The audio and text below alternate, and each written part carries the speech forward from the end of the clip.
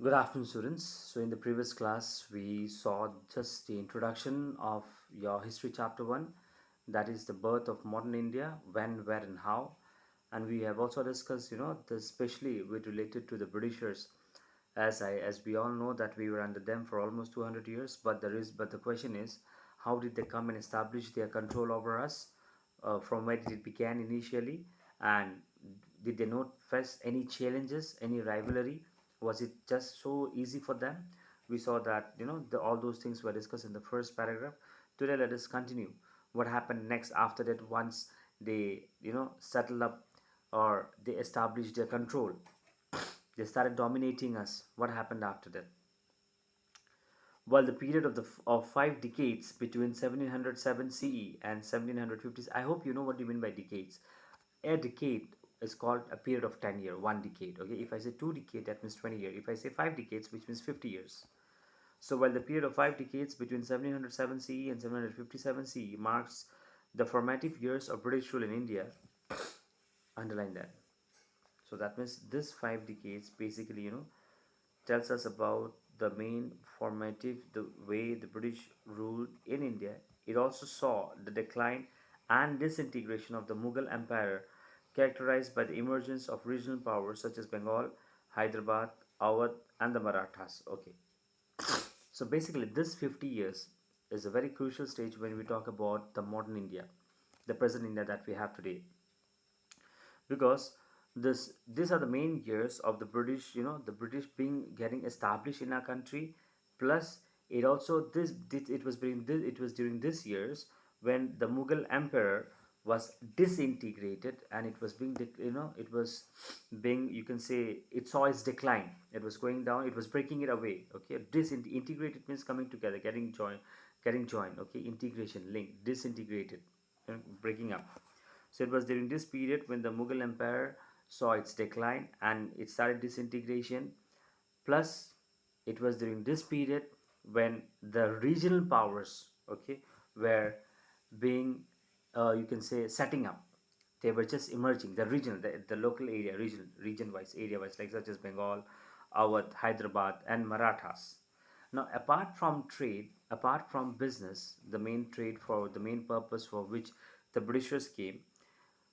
So yes, trade wars were there so that to control, or to have a direct control over the Indian trade. Like as I told you, one of the rivalries of the Britishers in the previous class I have discussed was the French people, the French traders. Even they came to India to establish their trade control. But however, we saw in the last class that in the fight that the French and the, what do you call, the Britishers, they were engaged in. The Britishers took control. The Britishers defeated them. So, apart from the trade wars that occasionally brought the European trading companies into conflict over the issues of their mercantile interests and aspirations, a number of politically important events that took place during this period did not directly relate to the rise and expansion of the British power. Underline, did not, means apart from the trade wars, there was a number of politically important events which took place during that period, which was not directly related to the rise and expansion of the British power. We have already read about most of these events in class 7. In this class, we shall touch upon the trade wars among the European companies and certain other related events in some detail to suggest how the transition from Mughal India to British India came about. Mughal India to British India, the transition, the change, the transformation, okay, the change in period. The focus of our study, however, will be on the events that took place during the period of about 190 years, that's between 1757 and 1947, when India became independent from the British rule after a long struggle for freedom. Alright. Yes, this European traders, very often they used to indulge in war with one another with related to trade purposes. But apart from that, there were also various other political events, okay, which took place during those period, during those days, but that was not directly related to the rise or to the expansion of the British power. The way the British expanded its control or the way it took over, India. This other political events was nowhere connected to this. That's what the book is saying. Not directly, but however, indirectly it can be connected. It was not directly connected.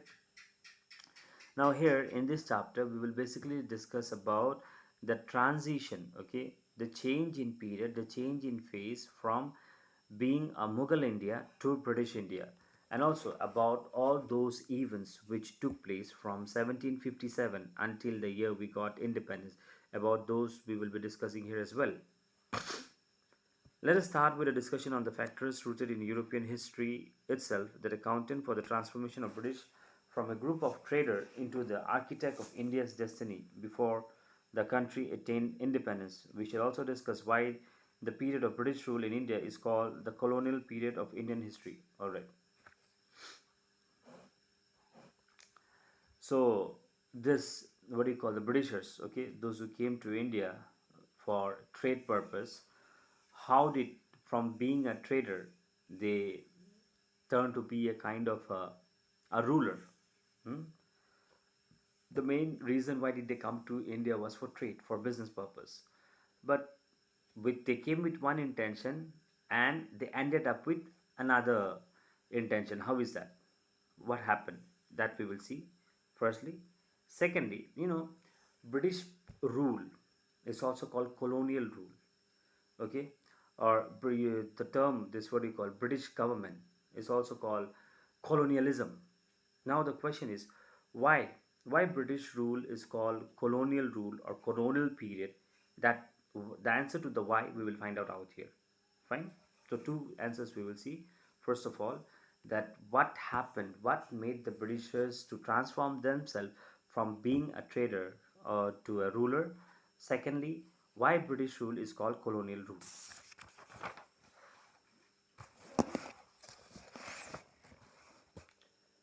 Transition in European history. Very interesting topic. You'll get to know many things. But if I start this topic, I'll have to finish up this topic. As because if I leave in between, you will lose the interest. Alright, I shall not rush. Okay, I'll just end up the class here for today. And transition in European history I shall discuss in the next class. Please go through whatever has been discussed with you. Read the text. I'm telling you, get in after. Read the text. Go through each and every line. Okay, uh, that will be enough for you. And if you can understand the text, that's all for you. You don't have to, mug up anything, because once you understand, you will be able to create your own answers. All right. Watch after your health. Be at home. Study well.